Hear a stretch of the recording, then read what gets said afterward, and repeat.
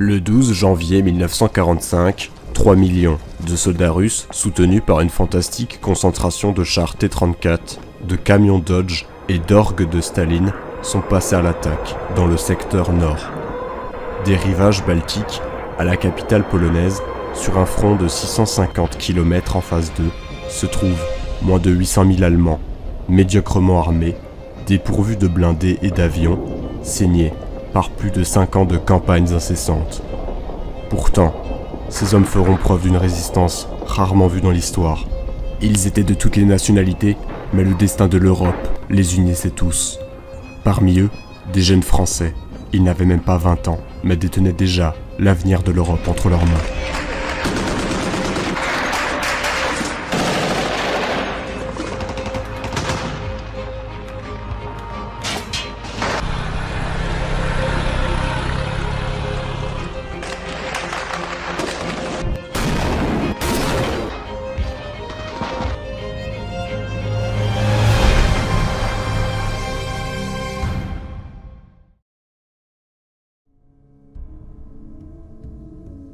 L'histoire des Waffen-SS français au sein de la 33e division Charlemagne débute assez tardivement dans la guerre et n'est qu'une parcelle de leur histoire, bien qu'étant la plus célèbre. La première unité française à rejoindre l'armée allemande pour combattre à l'Est est la Légion des volontaires français, créée le 8 juillet 1941. Mais cette dernière déçoit vite une partie de la jeunesse dans les milieux politisés français. En effet, cette naissance est portée par une galaxie de partis collaborationnistes, notamment le Rassemblement national populaire de Marcel Déat, le Parti populaire français de Jacques Doriot et le mouvement social révolutionnaire d'Eugène Deloncle. Problème, on y fait plus de politique que de combat. Les divisions internes sont réelles entre partisans de Jacques Doriot et de Marcel Déat, ce qui suscite des brimades, des bagarres et parfois des tentatives de meurtre. Cette ambiance anxiogène fait désapprouver la LVF par des Français qui souhaitent eux aussi contribuer à la victoire de l'Allemagne. Et puis la LVF est dans la Wehrmacht, ce vestige de l'armée bourgeoise, comme le pensait Himmler.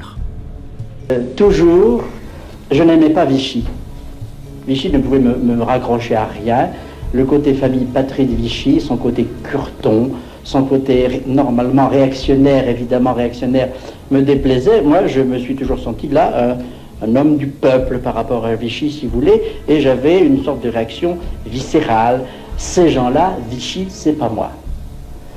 Les partis politiques français m'embêtaient parce que leur querelle interne dans ce grand conflit me navrait. Qu'un PPF puisse quereller le RNP, qui querelle Francis, qui querelle MSR, qui querelle, enfin, etc. Cette espèce de grande chaîne de querelles intérieures dans une si grande guerre ne me fascinait pas non plus. Je trouvais ce choix plus simple, moins ambigu. Hein, on va au front, puis si on ne meurt pas, c'est que la mort vous refuse, et on est justifié. Il paraissait que les Allemands étaient au-delà de ces querelles. Moi, j'étais au-delà de ces querelles.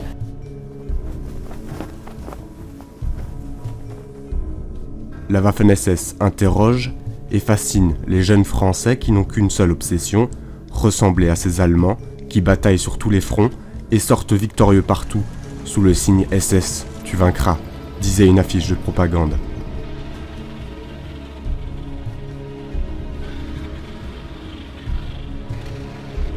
La création d'une unité française au sein de la Waffen-SS sera très progressive.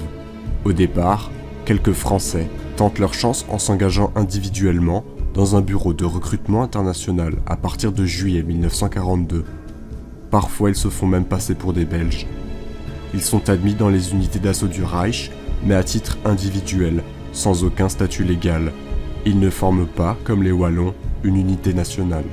En juin 1943, les volontaires belges de la Légion Wallonie sont tous mutés, aumôniers compris, dans la Waffen-SS pour constituer une brigade d'assaut. C'est un événement capital qui va profondément modifier le développement ultérieur de la SS. Après de durs combats au Caucase et en Ukraine, les hommes entraînés par le chef rexiste Léon Degrelle ont réussi à prouver la valeur militaire de soldats non germaniques au sens étroit du terme.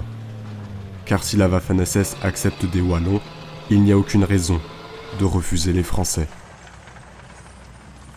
Le 22 juillet 1943, Pierre Laval, chef du gouvernement, signe le texte inévitable avec l'autorisation de l'Allemagne. Les premiers quitteront Paris au début d'août 1943 avec une centaine d'autres engagés. Ils forment le premier convoi officiel de volontaires SS français. J'ai devant moi 4 Français, 4 Waffen-SS qui vont partir tout à l'heure. Eh bien, quelles sont vos dernières impressions? Les impressions sont très bonnes. Je suis content d'aller dans les SS et j'espère combattre pour la France. Le train monte vers l'Alsace, dans le village de Senheim, où se trouve le camp d'instruction international de la Waffen-SS. Pendant plus de 10 mois, jusqu'en juillet 1944, ils subiront une des formations les plus exigeantes de l'Allemagne nazie. La sélection est féroce, celui qui n'arrive pas à suivre le groupe est mis immédiatement sur le bas-côté. Le camp de Senheim ressemble à une ruche en pleine activité.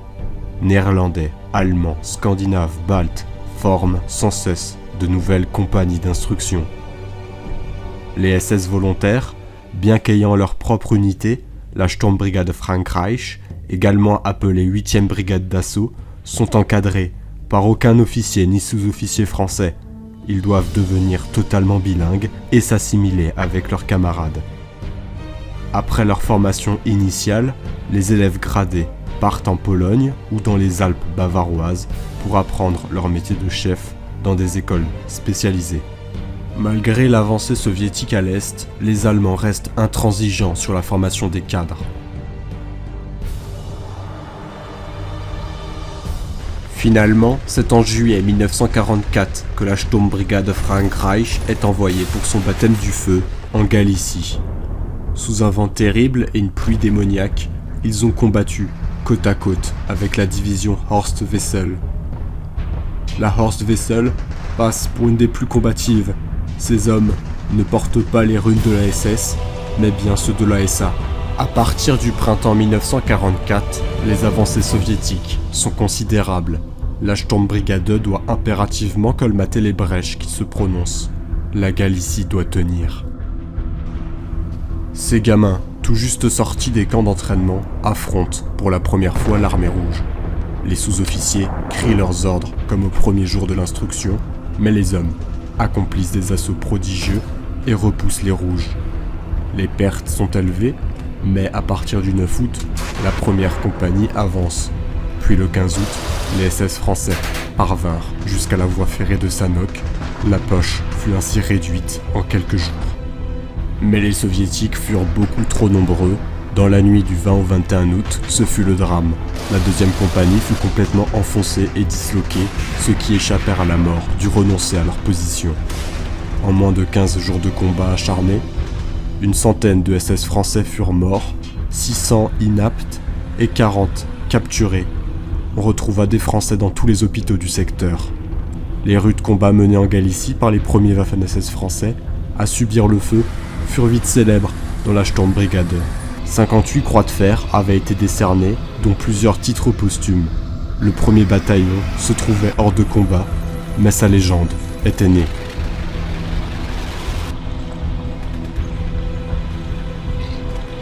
Pendant ce temps, la Légion des volontaires français combattait aussi, et avec quelle efficacité! Avec l'aide de 4 chars Tigre et de 600 hommes, la LVF repoussa le 3e corps blindé de l'armée soviétique lors de la bataille de Bobre, permettant ainsi un retrait ordonné des troupes allemandes pour sortir enfin de ce foutu calvaire que fut la Russie. D'après l'écrivain Saint-Loup, les journaux russes auraient écrit sur cette bataille. Sur la rivière Bobre, des unités blindées se sont heurtées à la résistance de 2 divisions françaises. En fait, ils étaient moins de 1000. Mais le temps presse et Himmler ordonne durant l'automne 1944 le rassemblement de toutes les unités françaises sous une même division au sein de la Waffen-SS. La Sturmbrigade et la Légion des volontaires français ne doivent devenir plus qu'un seul bloc. S'ajoutent à eux des miliciens avec Darnan et des marins de la Kriegsmarine. Ils se rassemblent tous en Poméranie où se situe la caserne qui va former cette nouvelle division, la division Charlemagne. Ils s'entraîneront pendant 3 mois dans le nord de l'Allemagne, à Wildflecken, de novembre 1944 à janvier 1945. L'expérience des vieux grognards de la LVF se mêle à la discipline des jeunes de la Sturmbrigade. Pendant ce temps, le front se rétrécit, les Français ne se font pas d'illusions, ils savent que cette période de formation sera la dernière.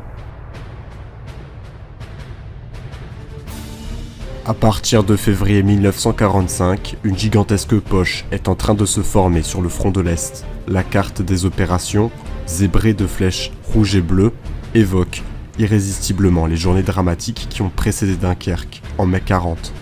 Mais cette fois, ce sont les Allemands qui vont se trouver encerclés et devront se battre le dos à la mer. C'est dans ce contexte que le 17 février 1945, les SS français du premier convoi de la division Charlemagne s'embarquent pour le front en Poméranie. La situation évolue vers une inéluctable catastrophe pour les forces du Reich. Les Russes lancent de furieux coups de boutoir.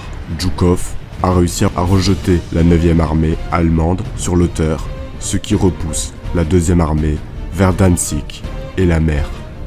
Les contre-attaques allemandes se succèdent en Poméranie et se trouvent aussitôt noyées sous un déluge de feu et de fer.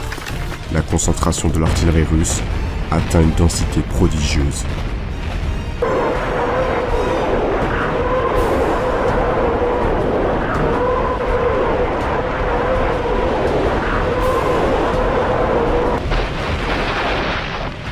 Déjà, les Danois de la division Nordland et les Hollandais de la division néerlandaise subissent des pertes effroyables. Dans l'attente de l'arrivée, la division Charlemagne chante encore dans les wagons. Ses hommes croient encore en la victoire. La division Wallonie se trouve, elle, submergée à son tour. Les bourguignons de Léon de Grelle doivent se replier vers l'ouest. À peine sortis des usines d'armement du Reich, les blindés sont lancés dans la bataille. Leurs canons ne sont même pas réglés et très vite, le carburant manque. Le temps change brusquement. Quelques jours de dégel transforment la Poméranie en un marécage de boue glacée. On se bat au corps à corps, à la baïonnette, à la pelle de tranchée. Mais le verrou de Stargard finit par sauter, la contre-offensive allemande s'avère un échec total. Le premier convoi de la division Charlemagne se traîne sur des voies ferrées sans cesse attaquées par l'aviation russe. En gare d'Altam, les sirènes mugissent sans arrêt tandis que les avions à étoiles rouges piquent sur les voies ferrées. Rafales de mitrailleuses, explosions de torpilles, fracas, cris, fumée. L'acier, le bois et les vitres des wagons jaillissent en geyser vers le ciel. Des blessés hurlent dans les débris ou s'allument des incendies. On tire à l'écart les premiers morts de la division, tombés même avant d'avoir atteint le front.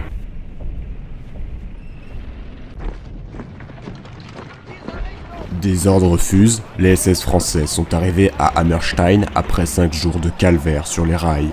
Ils sont affectés au groupe armé de la Vistule, directement commandé par le Reichsführer SS Heinrich Himmler en personne. À la fin de l'après-midi du 24 février 1945, le bataillon Oblitz arrive dans le village de Barkenfelde. Les SS français creusent fébrilement des emplacements de combat, car les Russes semblent bien décidés de ne pas s'arrêter à Barkenfelde.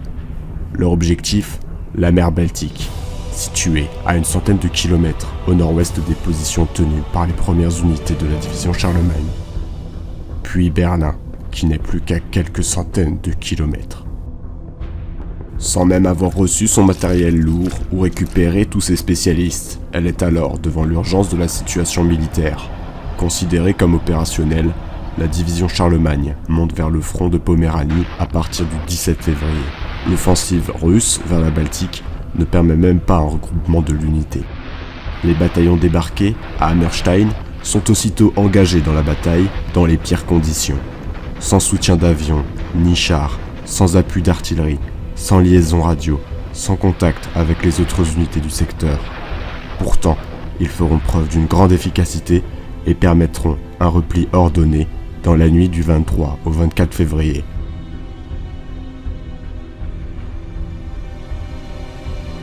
Dans la nuit du 23 au 24 février, le régiment 57 attaque Heinrichswalde et Barkenfelde, mais doit se replier en défensive sur la ligne de chemin Stettin-Könitz à la hauteur de la gare de Behrenwald, où l'on rejoint une partie du régiment 58. Dès le 25 février, la Charlemagne vole en éclats, les chars russes percent son front et il ne reste que 2 chaudrons de résistance à Berenwald et Elsenau, où s'engagent de furieux combats au corps à corps. Certains SS français réussissent à percer vers l'est. Ils formeront par la suite le bataillon Martin, qui se battra à Gotenhafen dans la région de Danzig du 20 mars au 1er avril. D'autres feront retraite sur Hammerstein et se regroupent à Neustetten, où les bataillons Hoffmann seront laissés en arrière-garde pour défendre la ville le 27 février.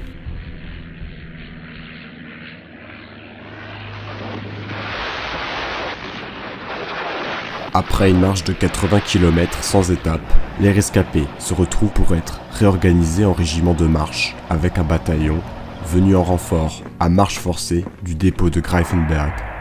Ils sont environ 4000 Français qui reçoivent le matin du 3 mars l'ordre de défendre Kurlin pour essayer de retarder l'avancée russe vers la Baltique.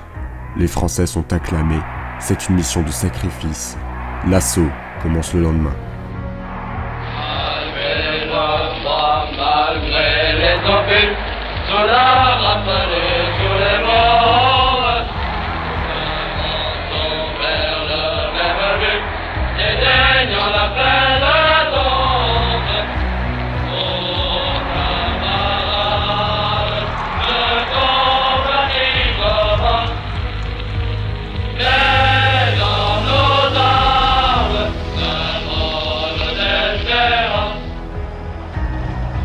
Le bataillon Bassompierre, qui fermait la colonne, ne pourra se dégager.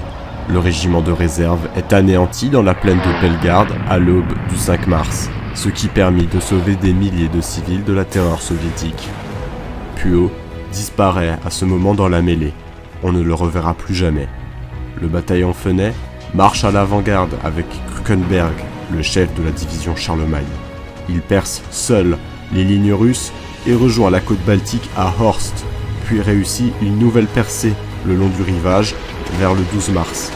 Certains isolés ont réussi de leur côté à gagner le port de Kolberg, où une compagnie française se battra jusqu'au 18 mars. Il ne reste qu'après la campagne de Poméranie, environ 1 millier de SS français qui se regroupent dans la région de Neustrelitz, où ils forment les bataillons 57 et 58. Krukenberg veut garder avec lui que des volontaires. À la mi-avril, il donne la possibilité à ceux qui le désirent de constituer une unité de travailleurs. Mais presque tous acceptent de continuer le combat malgré l'approche inéluctable de la défaite allemande.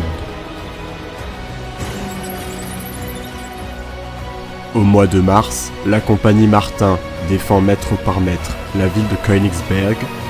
Des SS français résistent également à Danzig, tandis que la majorité des compagnies restantes se rapprochent de la capitale hitlérienne. D'autres, plus vers le sud, en Bavière et en Hongrie. Le 24 avril, Krukenberg reçoit l'ordre de se rendre à Berlin pour y prendre le commandement de la 11e SS Panzergrenadierdivision Nordland. Il emmène avec lui quelques compagnies restantes de la 33e division Charlemagne. Bouche bée, les officiers français écoutaient ce message dans un silence absolu. Ils n'en comprirent pas tout de suite l'étendue dramatique. Puis lentement, les mots firent jaillir des images. Berlin, la chancellerie, Adolf Hitler, le dernier combat, quand ils se furent bien persuadés que Krukenberg venait de leur demander de défendre la personne du Führer menacé, initiative historique bouleversante, un léger vertige les saisit. Le dieu des armées et prophète de la nouvelle foi descendait enfin du sommet de sa montagne, reconnaissait leur existence et les admettait parmi les élus. Les plus fanatiques d'entre eux vivaient depuis longtemps dans l'attente de cet événement et en conçurent un enthousiasme indescriptible. Deutschland siegt!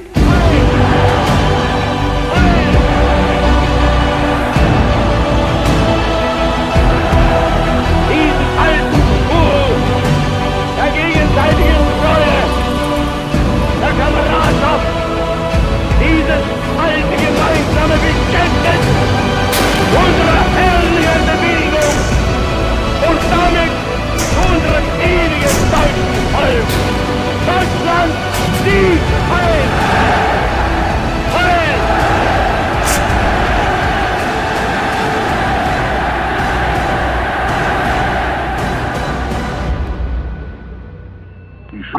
Krise im Augenblick sein mag, sie wird durch unseren unabänderlichen Willen, durch unsere Opferbereitschaft und durch unsere Fähigkeiten am Ende trotz alledem gemeistert werden. Wir werden auch diese Not überstehen. Es wird auch in diesem Kampf nicht Innerasien siegen, sondern Europa und an der Spitze jene Nation, die seit 1500 Jahren Europa als Vormacht gegen den Osten vertreten hat und in alle Zukunft vertreten wird, unser großdeutsches Reich, die deutsche Nation.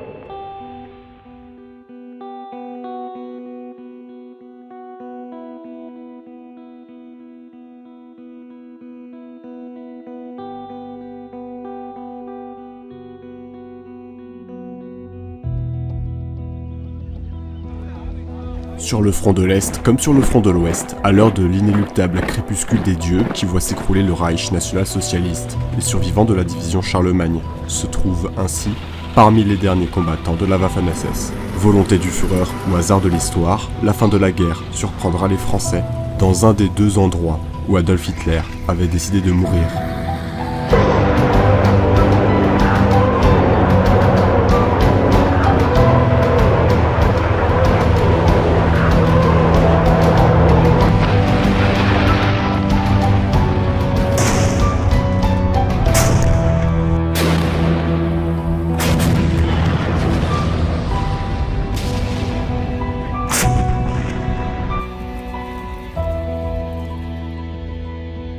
Dans l'apocalypse des dernières semaines, quelques sections françaises se retrouvent même face aux blindés américains à l'ouest du front.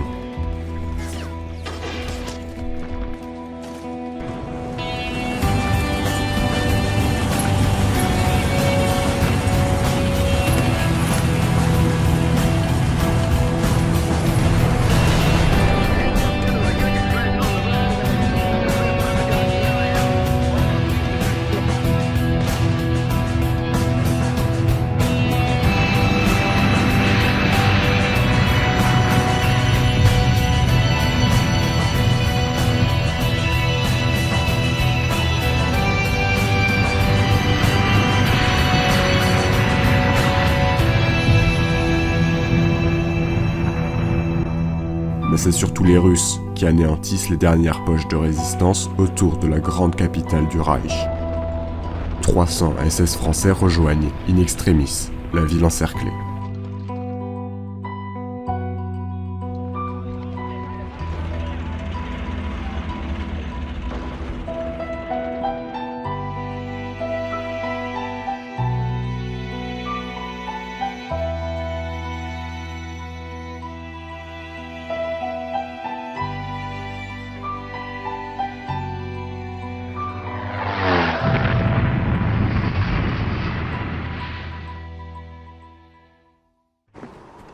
Les SS français marchent vite, mais la route est longue. Ils se croyaient beaucoup plus près de la capitale.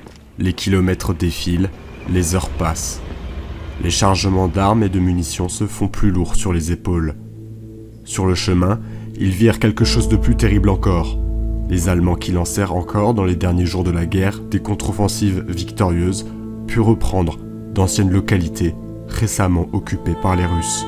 C'est là qu'il découvrit la triste réalité de la barbarie asiatico-communiste. Femmes violées et éventrées, enfants tués, d'horribles massacres avaient été perpétrés. Dans le hall d'entrée d'une maison, on découvre les habitants pendus en haut de l'escalier, sur le palier du premier étage. Les corps se balancent dans le corridor. Les Allemandes, elles, ont été violées et éventrées. Il y a du sang partout, une odeur ignoble d'excréments et de vomissures. Les corps offrent des poses effroyables et grotesques. Ce n'est même plus horrible ni obscène, c'est la terreur elle-même, à l'état brut.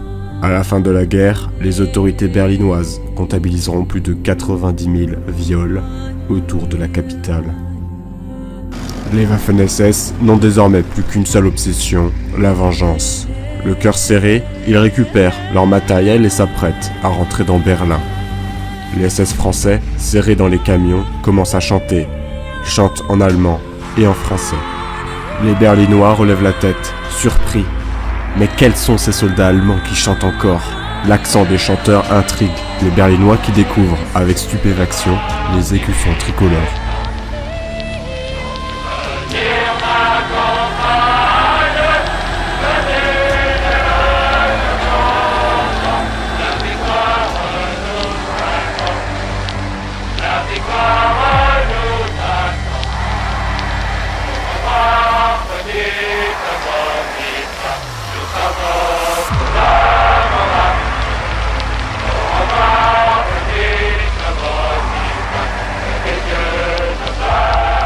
L'événement est incroyable, Goebbels a tenu sa promesse.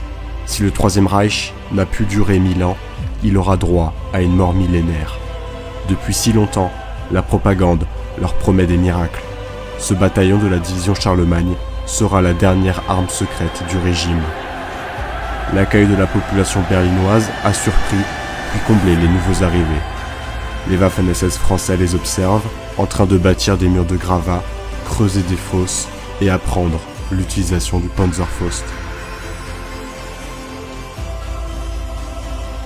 Diesen alten Schwur der gegenseitigen Treue, der Kameradschaft, dieses alte gemeinsame Bekenntnis unserer herrlichen Bewegung und damit zu unserem ewigen deutschen Volk. Deutschland, Sieg, Heil! Heil!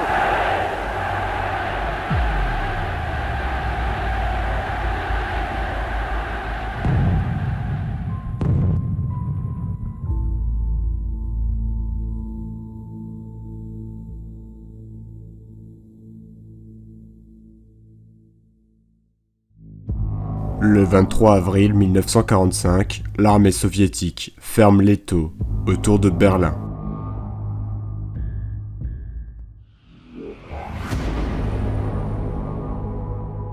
Joseph Goebbels, Gauleiter de la ville, croit revivre les heures fiévreuses de la lutte pour le pouvoir.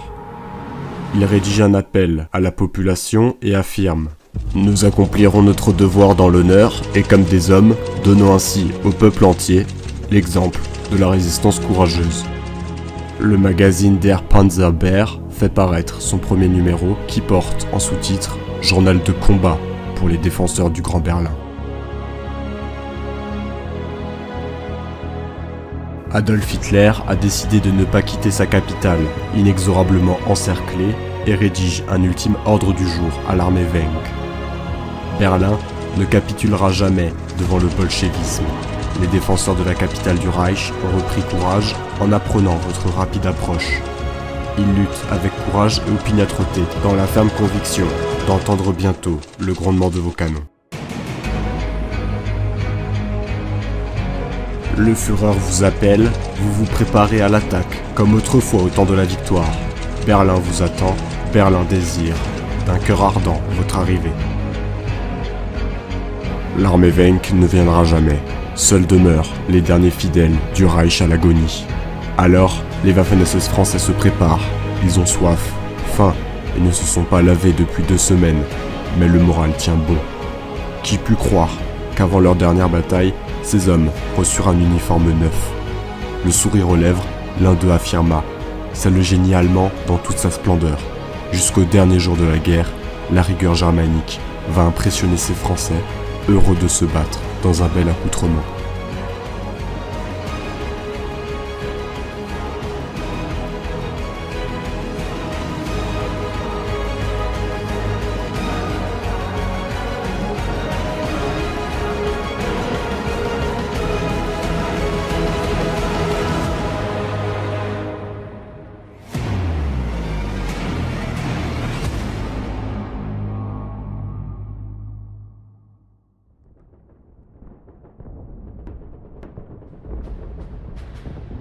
À la fin de l'après-midi du 25 avril 1945, le bataillon français arrive dans le secteur de Berlin où il doit être engagé. Il sera le fer de lance de la défense de la ville.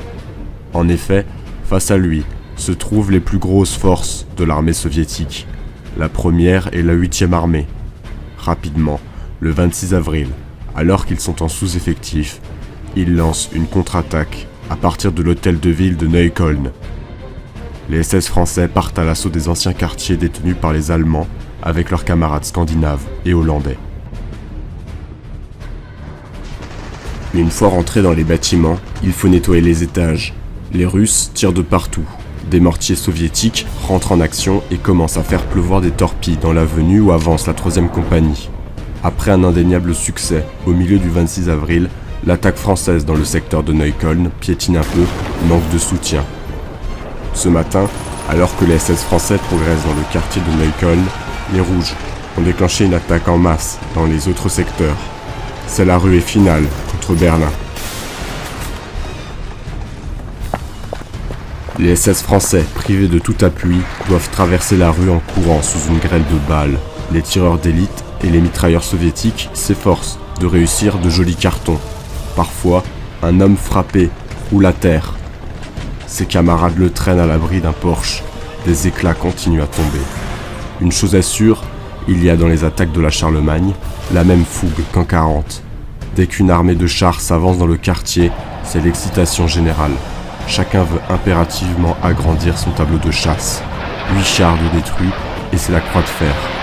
Le Panzerfaust devient la hantise des tankistes soviétiques, à un tel point qu'une fois que le quartier détenu par les Français fut identifié comme tel par les Russes, ces derniers refusèrent de monter dans leurs chars pour attaquer. Les officiers russes se voyaient obligés de les menacer avec leurs pistolets pour qu'ils montent dans leurs engins. Au début de l'après-midi du 26 avril 1945, le bataillon français forme un saillant dans les lignes russes. Situation mouvante, et il devient impossible de trouver le moindre contact avec des éléments amis à droite et à gauche. Toutes les estafettes et toutes les patrouilles reviennent avec la même nouvelle. Les Russes, ils sont partout. Beaucoup d'agents de liaison ne reviennent plus, ils ont été tués ou faits prisonniers. Ferney sent l'étau se resserrer de part et d'autre de ses compagnies dangereusement étirées en doigts de gants. Il n'y a plus moyen de faire autrement, dit-il. Il faut maintenant dégarnir les points avancés de notre dispositif et renforcer les flancs, sinon nous finirons par être coupés de nos propres grenadiers. Le poste de commandement du bataillon, installé dans l'hôtel de ville de Neukölln, va devenir le centre de la résistance. En se repliant, les diverses sections qui se trouvent au contact des Russes doivent pouvoir se regrouper à son abri. Mais voici du renfort. Le commandant du bataillon français voit arriver pour augmenter son effectif et participer à la défense un ban de quelques centaines de garçons de la jeunesse hitlérienne. Ces nouveaux combattants ont tous entre 14 et 16 ans, mais ils veulent se battre comme des soldats. Ils semblent surpris, puis vite séduits par les SS français qui les adoptent aussitôt et cherchent à calmer leur impétuosité. Mais ces enfants écoutent à peine les conseils de prudence et se précipitent vers les avant-postes avec leur Panzerfaust et leur Mauser. Certains ne sont même pas aussi grands que leurs fusils, mais ils s'avancent vers l'ennemi aussi naturellement qu'ils défilaient naguère dans les rues du Reich triomphant. Au moindre signe de sympathie ou d'encouragement, leur visage s'illumine d'un sourire. Leur regard brûle d'un feu étrange. Ils veulent se montrer aussi héroïques que leurs aînés et prennent tous les risques. À la moindre félicitation, ils manifestent une joie insolite, tous obéissant aux ordres donnés par les gradés français avec autant de confiance que de discipline. Les défenseurs de l'hôtel de ville de Neukölln ne cachent pas leurs émotions devant l'attitude de ces adolescents qui brûlent d'une flamme analogue à la leur. Au moment du péril suprême, remarque Ferney, Berlin a recours au sacrifice suprême, la fleur de sa jeunesse. Voici le sang le plus pur et le plus noble.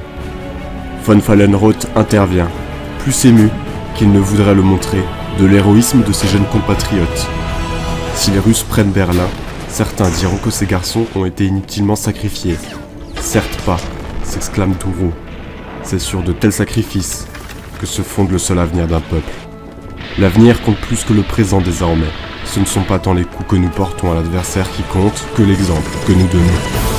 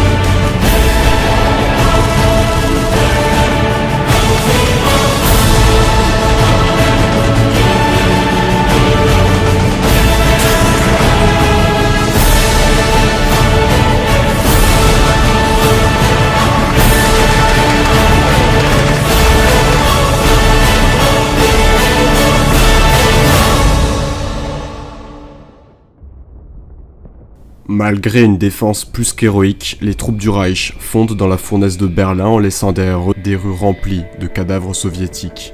Il faut reculer dans la cité assiégée et établir une nouvelle ligne de défense. Mais les SS français qui se battent à 1 contre 10 tiennent leur position sans reculer depuis le début de cette journée du 26 avril. Les Russes, eux, ont subi de lourdes pertes. Les blindés de la division Nordland et les grenadiers du bataillon d'assaut Charlemagne ont détruit une trentaine de chars dans le secteur. Or, la lutte se poursuit avec acharnement. Furieux d'avoir échoué dans leur tentative d'encerclement, les Russes attaquent maintenant de face. Ils n'économisent ni les combattants ni les munitions, mais n'arrivent toujours pas à entamer sérieusement les positions françaises. Les garçons de la Hitlerjugend et leurs aînés du bataillon Charlemagne ont transformé l'hôtel de ville de Neukölln en véritable forteresse. Ils tirent par toutes les ouvertures. Ça y est, les Russes refluent. Finalement, un cri fuse dans la soudaine accalmie qui suit le flottement observé chez l'adversaire.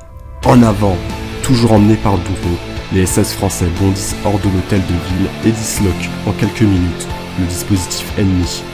Ils entreprennent rapidement de nettoyer les immeubles entourant l'hôtel de ville et pourchassent leurs adversaires des caves aux sous-pentes.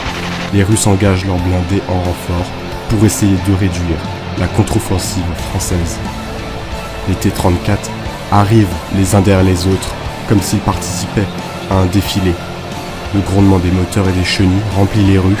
Déjà des volontaires se glissent entre les ruines avec leurs Panzerfaust. Des chars explosent en s'immobilisant. Les SS français vont être submergés.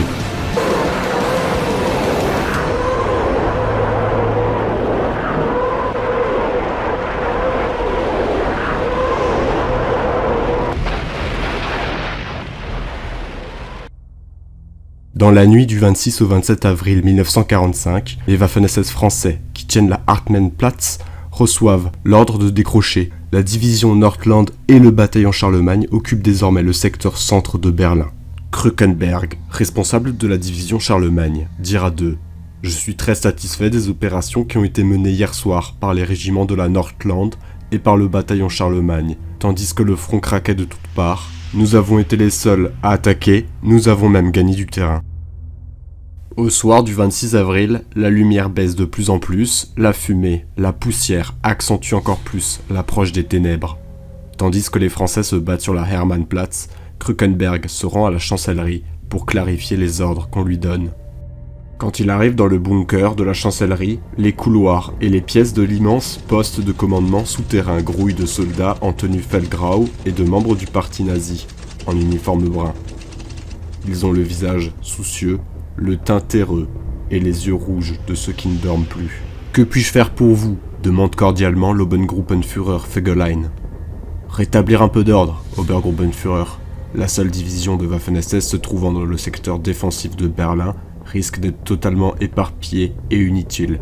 Le secteur Z aura dans la bataille une importance primordiale, les préparatifs de défense n'existent que sur le papier. » Krückenberg proteste contre le fait que son prédécesseur, Zickler, ait été aussi brutalement relevé de ses fonctions, et ajoute « On a tout fait pour saboter notre participation à la bataille, et ensuite on mettra sur le dos de la Waffen-SS notre inévitable échec. » À ce moment, le général Weidling rentre dans la pièce et écoute Krückenberg avec un air plus réprobatoire qu'intéressé, mais celui qui commande les Scandinaves et les Français ne s'encombre d'aucun souci hiérarchique pour exprimer son avis. « Il faut absolument que les hommes de la SS aillent au combat sous les ordres de leurs propres officiers. Nous sommes la seule troupe dans le centre de la ville à posséder quelque expérience du combat.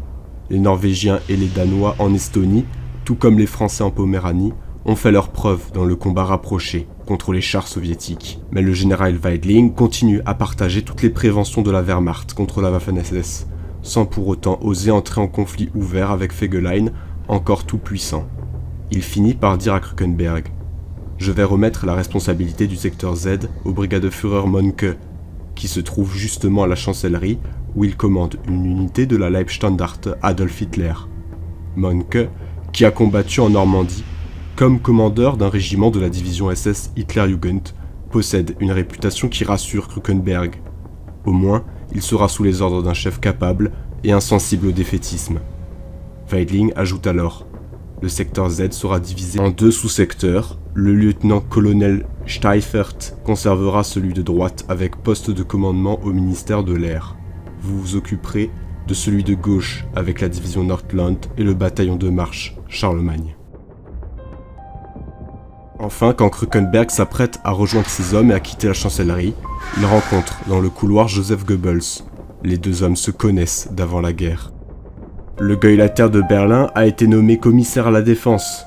En uniforme du Parti national-socialiste, boitant encore plus bas que d'habitude, le teint cireux, les yeux brûlants de fanatisme et de fièvre, il a retrouvé sa silhouette nerveuse de jeune agitateur qui gagna naguère à la cause d'Adolf Hitler. Il sait qu'il ne survivra pas à la mort de son chef et à la chute de sa ville, mais il ne laisse rien paraître de sa détresse. Goebbels questionne Krukenberg. « Aucun problème de morale ?» Krukenberg répond « Je connais encore mal les Scandinaves, mais chez les SS français, je peux vous assurer que le moral reste intact. Ils tiendront jusqu'au bout le secteur assigné. » Le Brigadeführer Krukenberg ajoute alors « Les Britanniques et les Américains s'approchent de Berlin. Ils finiront bien par s'opposer aux Soviétiques. Nos hommes tiendront jusqu'à leur arrivée. » Le docteur Goebbels écoute Krukenberg avec un mélange de curiosité et d'étonnement. Il sait fort bien que le retournement des alliances n'est qu'un leurre. Pourtant, il finit par dire « Les négociations avec l'Ouest sont en bonne voie. D'autre part, l'armée vaincue approche de la Havel. Il suffira de tenir encore quelques jours. » Krukenberg feint de ne pas distinguer toute la part de propagande qui voile encore le pessimisme du Gauleiter de Berlin. Le docteur Goebbels quitte la pièce du bunker souterrain où s'est déroulé l'entretien.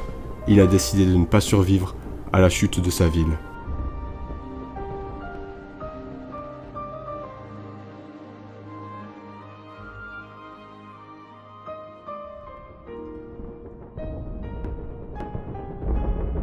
Désormais, on ne se bat même plus pour la capitale du Reich. Le combat qui commence au nord de la place Belle Alliance à l'entrée de la Wilhelmstrasse et de la Friedrichstrasse devient celui de la dernière digue devant le bunker d'Adolf Hitler. Dans cette ultime bataille, les SS français doivent occuper une position clé et verrouiller les deux axes principaux d'accès à la chancellerie. À l'aube du 28 avril, la dernière phase de la bataille vient de commencer. Aux premières heures de la matinée du samedi 28 avril 1945, des soldats soviétiques ont réussi à lancer plusieurs ponts provisoires et à franchir le canal de la porte de Halle.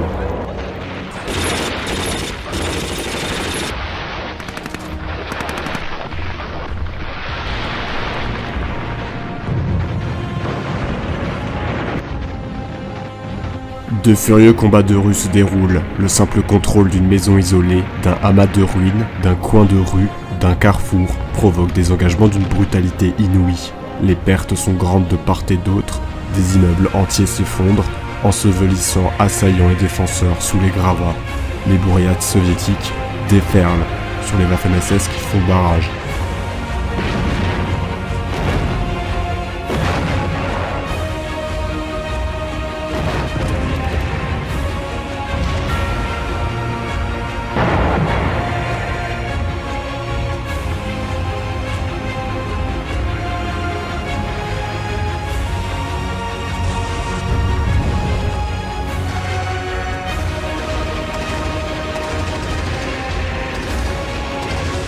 Leur rage au combat témoigne de l'âme guerrière de tout un peuple. Nul doute pour les dernières résistances, c'est la victoire ou la mort.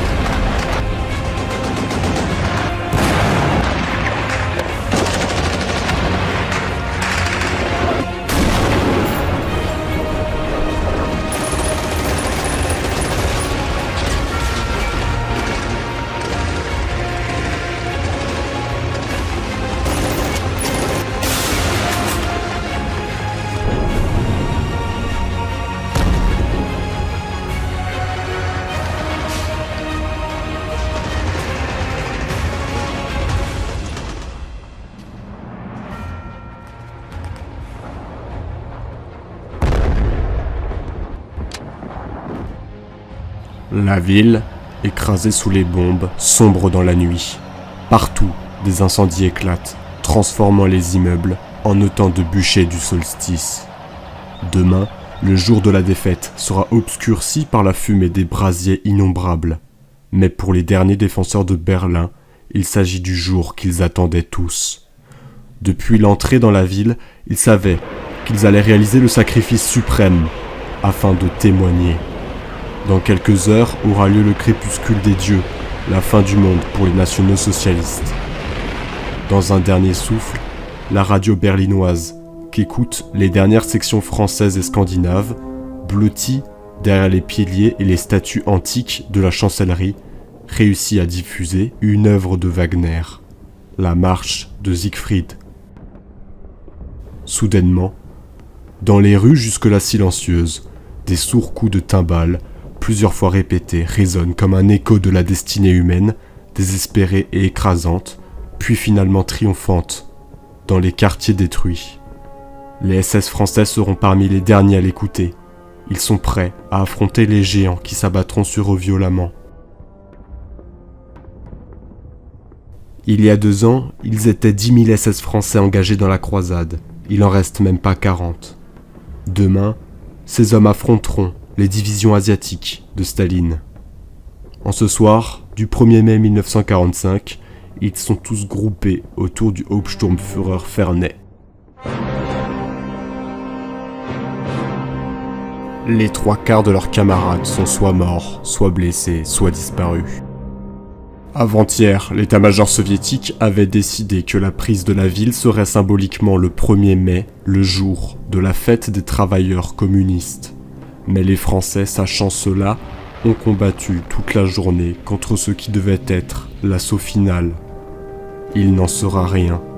Malgré que les Soviétiques sont des centaines de milliers dans la ville, ils n'ont toujours pas réussi à prendre le bunker du Führer à cette date symbolique. Le général Djoukov s'en mord les doigts. En cette dernière nuit, les survivants, promis à une mort héroïque, savent que leur seul devoir est de se battre avec honneur et fidélité. Pas un homme ne s'étonne d'être en ce moment à Berlin en position de combat devant la chancellerie. Cela, c'est la stricte logique de leur histoire. Dans les caves du ministère de la Sécurité, les SS français ont découvert une caisse de chandeliers de terre cuite. Ce sont des Yule-Turm, des tours de Yule, fabriquées selon les traditions du folklore nordique.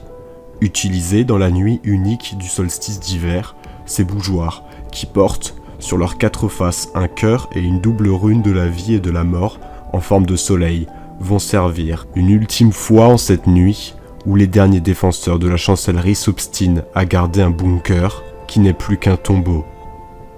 Une flamme jaillit de la nuit. Un instant, elle vacille, puis s'accroche à la mèche de la bougie, éclairant la scène. Les hommes s'alignent, tant bien que mal, dans cette cave voûtée, scintante d'humidité. La brique semble rongée par la maladie même de la guerre. Les murs tremblent à chaque explosion. La poussière tombe du plafond et fait vaciller la flamme de la bougie du solstice. Au nom du Führer. Le chef du bataillon français accroche les décorations sur la tenue camouflée de ses hommes. La grosse toile léopard est déchirée, plâtreuse, parfois poissée de sang. Les croix de fer, avec leurs angles aigus et leurs longs rubans noirs, blancs, rouges, jettent une tache insolite et fulgurante sur les blousons en loques.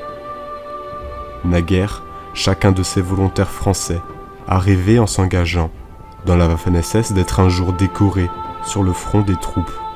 Les compagnies formées en carré, l'estrade ornée de feuillages, le vent qui fait claquer le drapeau rouge à croix gammée et le pavillon noir aux lettres runiques blanches, le soleil qui joue à travers les branches et plaque sur les tenues de sortie comme un camouflage de guerre, changeant et doré. Mais ce soir, la cérémonie semble encore plus extraordinaire. Tous sont des visages noircis, creusés par la fatigue et la faim. Depuis 1 semaine, ils se battent, presque sans manger, sans boire, sans dormir. La plupart de leurs camarades sont tombés, le bataillon a fondu dans la fournaise de Berlin. Les SS français semblent sortir d'un terrible creuset, avec leurs joues rongées de barbe, leurs yeux fiévreux et ardents, leur peau tirée sur les os, et ce rictus de fatigue et de joie qui découvre leurs dents. Des pansements mettent une note claire sur la grisaille des tenues de combat. Depuis leur arrivée à Berlin, seuls les blessés graves quittent définitivement les postes de combat. Un coup plus rapproché et plus violent. La bougie du solstice vacille. Les ombres s'entament sur les murs de la cave comme une danse de mort. Les gestes s'amplifient. Le jeune officier prononce lentement les formules réglementaires, détachant ses mots. Dans cette pénombre, on distingue mal ses yeux derrière le reflet des lunettes, cerclées d'écailles, qui accentuent la pâleur de ses traits. Joues creuses et lèvres minces, il redresse la tête d'un geste sec, au moment où sa main serre la main de celui qui reçoit la croix de fer. Le pied traversé d'une balle, il reste au milieu de ces hommes, accomplissant pour la dernière fois le geste de décorer les plus courageux au nom du Führer. La cérémonie se termine rapidement. Le Hauptsturmführer Ferney parle une dernière fois à ceux qu'il vient de décorer à la lueur de la bougie du solstice. Dans cette flamme, dit-il, nos ancêtres voyaient jadis l'image du soleil invaincu. Pour nous, hommes de la Waffen-SS, la lumière ne saurait s'éteindre. Nous savons que la nuit et la mort arrivent, mais nous savons que le soleil reviendra. Nous croyons que la vie renaîtra.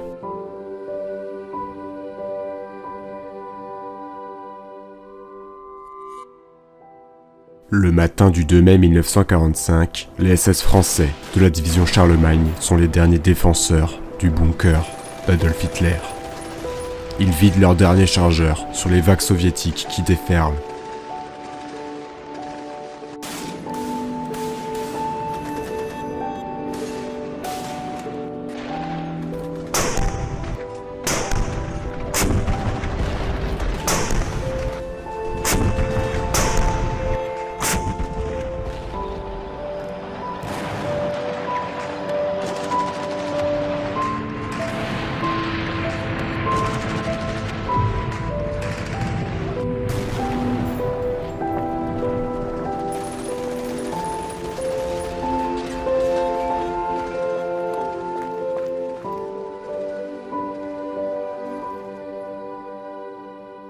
Soudain, on n'entend plus un seul coup de feu. Un lourd silence règne sur la capitale. Les ruines grouillent de divisions mongoles et sibériennes. Depuis le métro berlinois, Henri Fenet aperçoit le drapeau rouge sur le toit. Ça y est, les Russes sont là-haut, la chancellerie est entre leurs mains. Sans doute que le Führer est mort, la guerre est finie. Il ne reste plus qu'au dernier Waffen-SS français, la captivité, le jugement, la condamnation et aussi l'impérissable souvenir du grand rêve fracassé.